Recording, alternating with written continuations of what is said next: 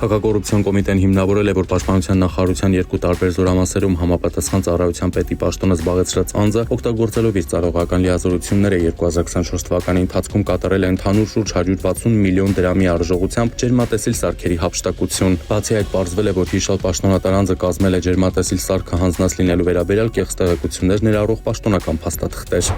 Դեկտեմբերի 31-ին տեղեկություններ են ստացվել, որ Երևանի Կոմիտասի պողոտայում կրակոցներ են հնչել։ Ահազանգ է ստացվել նաև բժշկական կենտրոններից մեկից, հայտնել են, որ հրազենային վնասվածքով շտապօգնության խումբն իրենց մոտ է տեղափոխել Ռոբերտ Ստեփանյանին։ Պարզվել է, որ նույն օրը Կոմիտասի պողոտայի 44 շենքի բակում անհայտ անձը տարբեր դրամաչափերի հրազեններով կրակոցներ է արձակել Toyota ավտոմեքենայի ուղղությամբ դիմել փախուստի, ինչի հետևանքով Ռոբերտ Ստեփանյանը մարմնի տարբեր հատվածներում ստանալով հրազենային վնասվածքներ մահացել է։ Պարզվել է, որ Երևանի 45-ամյա բնակիչը Ռոբերտ Ստեփանյանի ավտոմեքենայում գտնվելու վերաբերյալ տեղեկատվություն է փոխանցել մայրաքաղաքի 41-ամյա բնակչին։ 41-ամյա տղամարդն իր մոտ պահվող ապօրինի զենքերից կրակոցներ է արձակել Ստեփանյանի ուղղությամբ, ինչից հետո 41 եւ 45-ամյա տղամարդիկ դեպքի վայրից դիմել են փախուստի։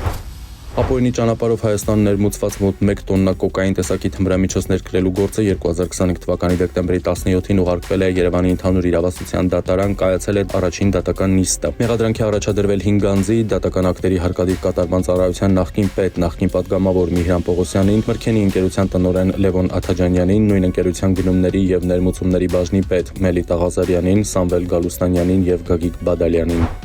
Հակակոռուպցիոն կոմիտեն հիմնավորել է, որ Հայաստանի կադաստրի կոմիտեի պաշտոնատար անձը իր ծառայողական լիազորությունները օգտագործելով ընկերությանը սեփական իրավունքով պատկանող եւ համայնքապետական հողատարածքների կադաստրային քարտեզներում իրական կոորդինատներին չհամապատասխանող տվյալներ մուտքագրելու, հողամասի քարտեզների ուղղման միջոցով դրանց տեղադիրքերը փոխելու եւ հետագայում հողամասերի նշանակությունը որպես ընդերկօգտագործման փոխելու համար հիմքեր ստեղծելու, նաեւ համայնքապետական հողակենտրոններում արդեն իսկ կատարված ապօրինի հանքարդյունաբերությունն օրինականացնելու նպատակով այլ անձի օժանդակությամբ 2025 թվականին ընկերության բաժնետերերից մեկին առաջարկել է իրեն խոշոր չափերով 500-ից 700,000 դրամի կաշառք տալ։ Մեղադրանքներ են ներկայացվել կադաստրի կոմիտեի աշխատակին կաշառք տված, նրա հանցավոր գործողություններին օժանդակած, նաև կաշառքի միջնորդություն կատարած ևս 5 անձի նկատմամբ։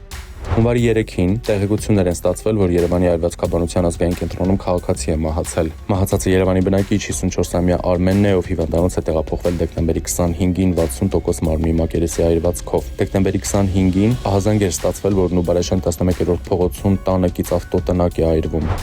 Հունվարի 8-ին անհայտ մակնիշի եւ համարանիշի ավտոմեքենայի վարորդը Երևանի Արցախի փողոցում վրաերթի է ենթարկել կին հետիոտնին, նրան թողնելով անօգնական դիմել փախուստի։ Պարզվել է, որ վրաերթի ենթարկած մեքենան ուղղություն է վերցրել դեպի Սասունցի Դավիթ Կայարանի կողմ պարեկները, հայտնաբերել են Mercedes մակնիշի ավտոմեքենան կայանված վիճակում, իսկ մեքենայից մի քանի մետր այն կողմ հայտնաբերել են երկու քաղաքացու, որոնք ձերբակալվել են։ Կասկածյալներն են Երևանի բնակիչներ 27-ամյա Օսիպովը եւ 39-ամյա Գայիջյանը։ Օսիպովը վարորդական իրավունքի վկայական չի ունեցել, երկուսն էլ ենթարկվել են ստապության փորձաքննության, եղել են ոչ սթափ։ Մահացածը Չինաստանի քաղաքացի է։